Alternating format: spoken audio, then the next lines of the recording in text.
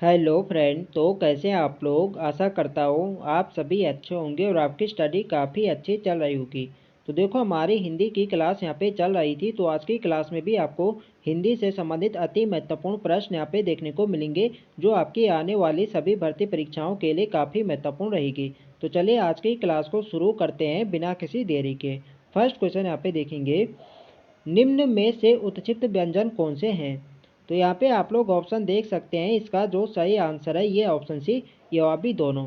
तो देखो हिंदी वर्णमाला में दो ही उच्चित व्यंजन होते हैं, एक आपका है डा और एक आपका है ढा, जिन पे बिंदी लगी होते हैं ये आपके उच्चित व्यंजन होते हैं, ये आपको ध्यान रखना है।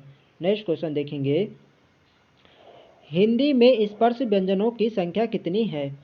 तो हिंदी में स्पर्श व्यंजनों की संख्या 25 होती है, ऑप्शन बी इसके यहाँ पे सही आंसर है। जो आपका का वर्ग हो गया, चा वर्ग हो गया और आपका ता वर्ग हो गया, टा वर्ग हो गया और पा वर्ग, इनमें जो आपके 5-5 वर्ण होते हैं, इनको मिला के जो आपके 25 वर्ण होते हैं, ये क्या होते हैं, ये यहाँ पे स्पर्श व्यंजन होते हैं, ये आपको ध्यान रखना है। नेक्स्ट क्वेश्चन देखेंगे, निम्नलिखित में से लुंठित व्यंजन कहलाता है। तो इसका जो सही आंसर है ये ऑप्शन बी रा एक लुंठित व्यंजन है, ऑप्शन बी इसके यहाँ पे सही आंसर है।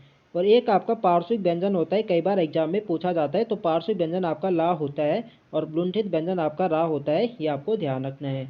तो बी वाले इसके यहाँ पे सही आंसर हो जाएगा। नेक्स्ट क्वेश्चन देखेंगे, निम्न में से कौन सा व्यंजन मूल व्यंजन नहीं है। तो यहाँ पे आप लोग ऑप्शन देख सकते हैं, इसका जो सही आंसर है ये ऑप्शन डी अक्ष। अक्ष क्या है, मूल व्यंजन नहीं है। तो अक्ष क्या है, यह एक संयुक्त व्यंजन है। तो संयुक्त व्यंजन हिंदी वर्णमाला में 4 होते हैं, एक आपका अक्ष हो गया, तरा हो गया, ज्ञा हो गया, सरा, ये आपके क्या होते हैं, संयुक्त व्यंजन होते हैं, ये आपको ध्यान रखना है। बाकी सभी यहाँ पे मूल व्यंजन है, ये आपको ध्यान रखना है। नेक्स्ट यहाँ पे देखेंगे, विसर्ग से बना शब्द कौन सा है। तो विसर्ग का प्रयोग किस शब्द में हुआ है, तो ये हुआ है ऑप्शन ए में, ऑप्शन ए इसके यहाँ पे सही आंसर जो है निसर्प है। जहाँ पे डॉट आपके बिंदी होते हैं दो ही बीच में, ये क्या होता है आपका विसर्ग होता है, ये आपको ध्यान रखना है। नेक्स्ट यहाँ पे देखेंगे, हिंदी शब्दकोश में अंग व आह किस वर्ण के साथ आता है। तो यहाँ पे आप लोग ऑप्शन देख सकते हैं, इसका जो सही आंसर है यह ऑप्शन सी, यह आता है आपके आ वर्ण के साथ। आ वर्ण पे जब हम यहाँ पे बिंदी लगे तो अंग बन जाएगा, और उसके पीछे अगर दो यहाँ पे विसर्ग लगे तो आ बन जाएगा, ठीक है। और इन अंग और आ को क्या कहा जाता है हिंदी वर्णमाला में, तो इन्हें अयोगवा वर्ण कहा जाता है, ये भी आपको ध्यान रखना है। नेक्स्ट यहाँ पे देखेंगे, हिंदी वर्णमाला में अंग और आह क्या है। तो अभी मैंने बताया जो हिंदी वर्णमाला में अंग और आह को अयोगवा वर्ण कहा जाता है, ऑप्शन बी इसके यहाँ पे सही आंसर है। नेक्स्ट यहाँ पे देखेंगे, अयोगवा कहा जाता है। तो अयोगवा को कहा जाता है, यहाँ पे क्या कहा जाता है, अल्प प्राण कहा जाता है, संयुक्त व्यंजन कहा जाता है, महाप्राण कहा जाता है, या विसर्ग कहा जाता है। तो इन्हें कहा जाता है विसर्ग, इसका सही आंसर होगा ऑप्शन डी। नेक्स्ट यहाँ पे देखेंगे, निम्न में अल्प प्राण व्यंजन कौन सा है। तो यहाँ पे आप लोग ऑप्शन देख सकते हैं। तो सबसे पहले यहाँ पे जान लेते हैं कि अल्प प्राण होता क्या है। तो देखो हिंदी वर्णमाला में जो व्यंजन वर्ग का पहला, तीसरा और पांचवा, पहला, तीसरा, पांचवा वर्ण यहाँ पे अल्प प्राण होता है, और दूसरा, चौथा आपका क्या होता है, महाप्राण होता है। तो यहाँ पे आप लोग ऑप्शन देख सकते हैं, जैसे का, खा आपका क्या है, महाप्राण हो गया, और गा आपका क्या है, अल्प प्राण है, और घा आपका क्या होगा, महाप्राण होगा, टा, ठा भी क्या आपका महाप्राण है। तो इसका जो सही आंसर होगा ये होगा ऑप्शन ए, ये आपका क्या है, अल्प प्राण है। नेक्स्ट यहाँ पे देखेंगे, निम्न में से अल्प प्राण कौन सा है। तो अभी मैंने आपको बताया अल्प प्राण कौन सा होता है। तो पहला और जो आपका तीसरा और पांचवा क्या होता है, आपका वर्ण क्या होता है, अल्प प्राण होता है। तो यहाँ पे ऑप्शन ए में आपको दिख रहा होगा कि का, खा, गा, ये आपका क्या, पहला वर्ण आपका का होगा और तीसरा वर्ण आपका गा है। तो इसका सही आंसर होगा ऑप्शन ए, का और गा आपके क्या अल्प प्राण है। नेक्स्ट यहाँ पे देखेंगे, इनमें से कौन सा व्यंजन अल्प प्राण है। तो इसका जो सही आंसर होगा ये होगा ऑप्शन डी, चा के एक अल्प प्राण है। नेक्स्ट यहाँ पे देखेंगे, अल्प प्राण ध्वनियों का समूह कौन सा है। तो यहाँ पे आपको चेक करना है कि कौन से यहाँ पे अल्प प्राण ध्वनियों का समूह है। तो इसका जो सही आंसर है ये ऑप्शन ए, चा, जा यहाँ पे क्या है, अल्प प्राण है, ऑप्शन ए इसके यहाँ पे सही आंसर है। नेक्स्ट यहाँ पे देखेंगे, कौन सी ध्वनि अल्प प्राण है। तो यहाँ पे भी बताने कि कौन से यहाँ पे अल्प प्राण है। तो यहाँ पे ऑप्शन सी में आपको दिख रहा होगा कि जो आपका पहला वर्ण है ता के एक अल्प प्राण है, सी वाले इसके यहाँ पे सही आंसर हो जाएगा। नेक्स्ट यहाँ पे देखेंगे, निम्न में से अल्प प्राण ध्वनि है। तो यहाँ पे भी अल्प प्राण ध्वनि बताने हैं, तो इसका सही आंसर होगा ऑप्शन बी, का क्या एक पहला वर्ण है, तो इसका यहाँ पे सही आंसर होगा ऑप्शन बी। नेक्स्ट यहाँ पे देखेंगे, निम्नांकित में अघोष अल्प प्राण ध्वनि कौन सी है? तो यहाँ पे अघोष भी बताने और अल्प प्राण भी बताने। तो अल्प प्राण मैंने आपको बता दिया कि अल्प प्राण क्या होता है। पहला, तीसरा, पांचवा जो आपका वर्ण होते हैं अल्प प्राण होता है। और अघोष क्या होता है? तो अघोष होता है जो आपका हिंदी वर्णमाला का पहला और दूसरा व्यंजन वर्ग का जो पहला और दूसरा वर्ण होता है ये आपका अघोष होता है। और तीसरा, चौथा, पांचवा वर्ण आपका घोष या सघोष होता है। ये भी आपको ध्यान रखना है। तो यहाँ पे आपको चेक करना है कि अल्प प्राण और अघोष कौन सा है। तो यहाँ पे ऑप्शन देख सकते हैं, इसका जो सही आंसर होगा ये होगा ऑप्शन सी, का और ता। ये आप पे क्या है? ये आपका अघोष भी है और अल्प प्राण में। तो इसका सही आंसर होगा ऑप्शन सी। नेक्स्ट यहाँ पे देखेंगे, जिन व्यंजनों के उच्चारण में मुख से कम हवा निकलती है उन्हें कहा जाता है। तो उन्हें क्या कहा जाएगा? तो इसका जो सही आंसर होगा ये होगा ऑप्शन सी, उन्हें अल्प प्राण कहा जाएगा। ठीक है, जिनसे यानी मुख से भी उच्चारण करने समय यानी कम हवा निकलते उन्हें अल्प प्राण भी कहा जाता है। यदि मुख से ज़्यादा हवा निकलते तो उसे महाप्राण भी कहा जाता है। ये भी आपको ध्यान रखना है।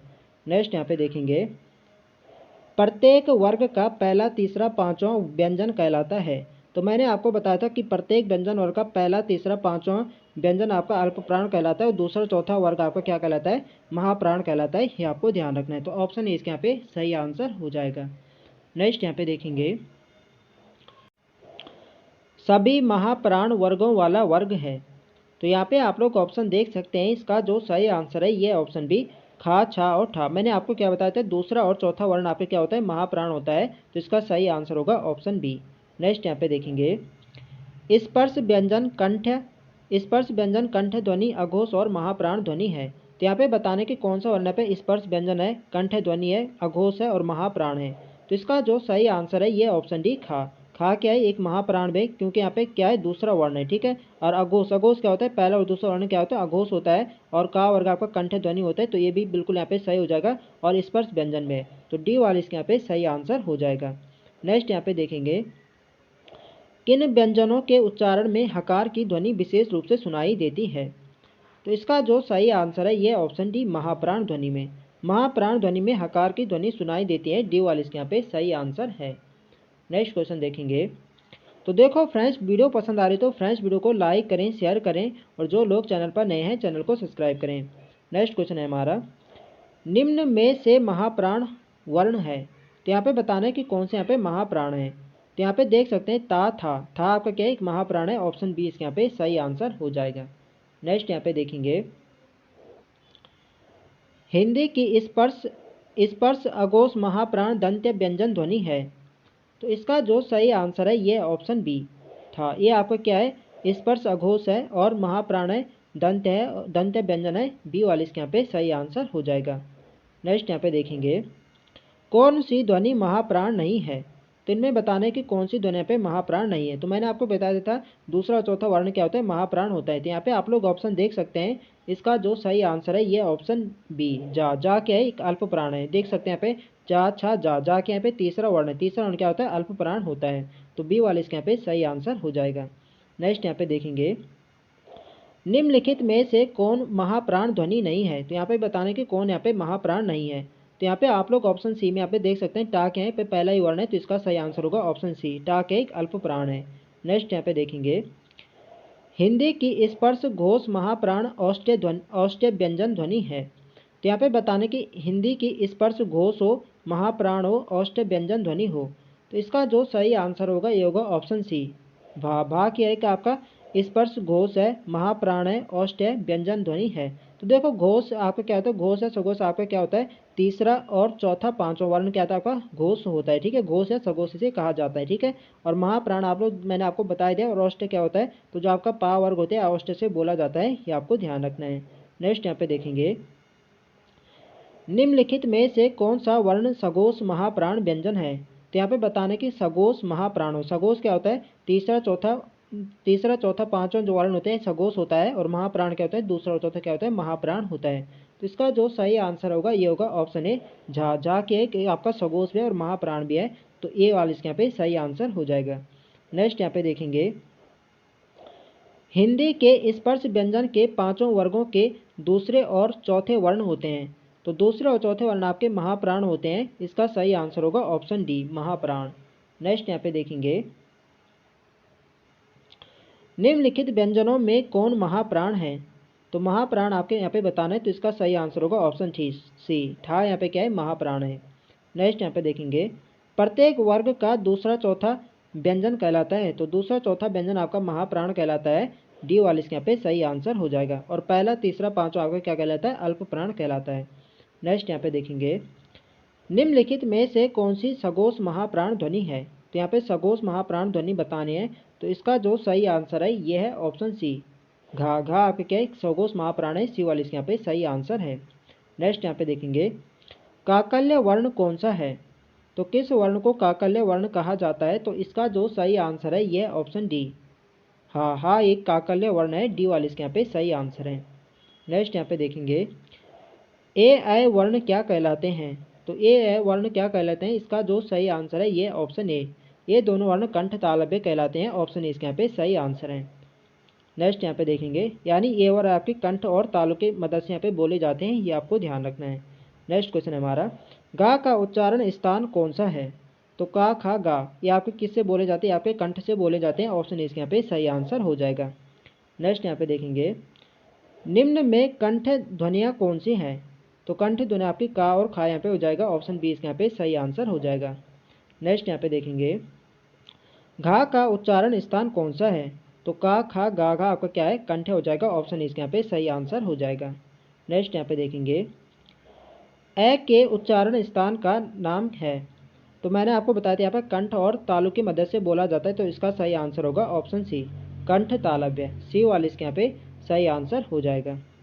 नेक्स्ट यहाँ पे देखेंगे, वा का उच्चारण स्थान है, तो वा का उच्चारण दंतोष्ठ होता है, ऑप्शन डी इसके यहाँ पे सही आंसर है। नेक्स्ट क्वेश्चन देखेंगे, किस वर्ग का उच्चारण स्थान कंठ तालु है, तो ए और आपके क्या कंठ और तालु की मदद से बोले जाते हैं, तो इसका सही आंसर होगा ऑप्शन सी ए। नेक्स्ट यहाँ पे देखेंगे, निम्नलिखित में से हिंदी की कंठ ध्वनि है, तो यहाँ पे बताने की हिंदी की कंठ ध्वनि यहाँ पे कौन सी है, तो इसका जो सही आंसर है यह है ऑप्शन डी, हा आपके क्या है, कंठ ध्वनि है, ऑप्शन डी इसके यहाँ पे सही आंसर है।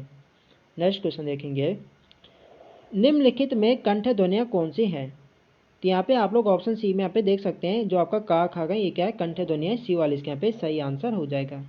नेक्स्ट यहाँ पे देखेंगे, कंठोष्ठ ध्वनि का उदाहरण है, कंठोष्ठ यानी जो आपकी कंठ और ओष्ठ की मदद से बोला जाता है, तो इसका जो सही आंसर है यह ऑप्शन बी, ओ आपका क्या है, कंठोष्ठ है, बी वाले इसके यहाँ पे सही आंसर है।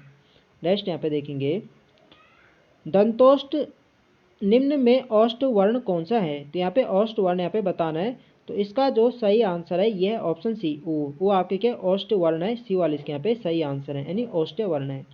नेक्स्ट यहाँ पे देखेंगे, दंतोष्ठ ध्वनि कौन सी है, तो यहाँ पे दंतोष्ठ ध्वनि यहाँ पे बताना है, तो इसका जो सही आंसर है यह है ऑप्शन बी, वह क्या एक दंतोष्ठ ध्वनि है, बी वाले इसके यहाँ पे सही आंसर है। नेक्स्ट यहाँ पे देखेंगे, निम्न में से कौन सी ध्वनि औष्ठ नहीं है, तो यहाँ पे बताने की कौन सी ध्वनि यहाँ पे औष्ठ नहीं है, तो इसका जो सही आंसर है ये ऑप्शन सी, ता आपकी क्या औष्ठ ध्वनि नहीं है। बाकी आपका पा होगा, पा फा बा भा मा, ये आपके क्या औष्ठ ध्वनि होते हैं, जो आपका पा वर्ग होता है या औष्ठ से बोला जाता है, ये आपको ध्यान रखना है। नेक्स्ट यहाँ पे देखेंगे, ता किससे बोला जाता है, ता आपका कैसे दंत से बोला जाता है, ये भी आपको ध्यान रखना है। नेक्स्ट है हमारा, इनमें से अ का उच्चारण स्थल कौन सा है, तो अ का उच्चारण किससे होता है, तो इसका जो सही आंसर है यह ऑप्शन सी, कंठोष्ठ, कंठोष्ठ से बोला जाता है आपका, और सी वाले इसके यहाँ पे सही आंसर है। नेक्स्ट यहाँ पे देखेंगे, ओ और औ किस प्रकार के वर्ण है, तो ओ और औ किस प्रकार के वर्ण है, तो इसका जो सही आंसर है यह ऑप्शन सी, ये दोनों कंठोष्ठ की मदद से बोले जाते हैं, सी वाले इसके यहाँ पे सही आंसर है। नेक्स्ट है हमारा, कौन वर्ण औष्ठ नहीं है, तो यहाँ पे बताने कि कौन सा वर्ण यहाँ पे औष्ठ नहीं है, तो पा वर्ग आपका औष्ठ से बोला जाता है, और बाकी आपके औष्ठ से कौन कौन से बोले जाते हैं, तो आपका ओ भी यहाँ पे औष्ठ से बोला जाता है, तो इसका जो सही आंसर होगा ये होगा ऑप्शन सी, आपका क्या है, औष्ठ नहीं है, सी वाले इसके यहाँ पे सही आंसर है। नेक्स्ट क्वेश्चन यहाँ पे देखेंगे, हिंदी की बा ध्वनि है, तो बा ध्वनि आपकी यहाँ पे कौन सी है, तो इसका जो सही आंसर है यह ऑप्शन ई, पा फा बा भा मा, ठीक है, बा वर्ग आपको औष्ठ से बोला जाता है, तो ऑप्शन इसके यहाँ पे सही आंसर हो जाएगा। नेक्स्ट यहाँ पे देखेंगे, हिंदी में माँ ध्वनि है, तो माँ आपके किस वर्ग में आता है, तो माँ आपके पा वर्ग में आता है, तो पा आपके किससे बोला जाता है, ये बोला जाता है औष्ठ से, तो इसका सही आंसर होगा ऑप्शन ए, औष्ठ ध्वनि। नेक्स्ट यहाँ पे देखेंगे, उच्चारण की दृष्टि से वह ध्वनि है। तो उच्चारण की दृष्टि से वह किससे बोला जाता है, तो वह बोला जाता है दंतोष्ठ से। इसका सही आंसर होगा ऑप्शन ए दंतोष्ठ। नेक्स्ट यहाँ पे देखेंगे, सा किस प्रकार के वर्ण है। तो देखो जो षटकोण वाला सा है आपके किससे बोला जाता है, तो ये बोला जाता है आपके मूर्धन्य से। ठीक है, तो इसका सही आंसर होगा ऑप्शन ए मूर्धन्य। और टा वर्ग जो होता है यह आपका मूर्धन्य होता है, ये भी आपको ध्यान रखना है। नेक्स्ट क्वेश्चन है हमारा, पा ध्वनि का उच्चारण स्थान है। तो पा वर्ग आपके किससे बोला जाता है, तो पा वर्ग आपके ओष्ठ से बोला जाता है, तो इसका सही आंसर होगा ऑप्शन ए ओष्ठ्य।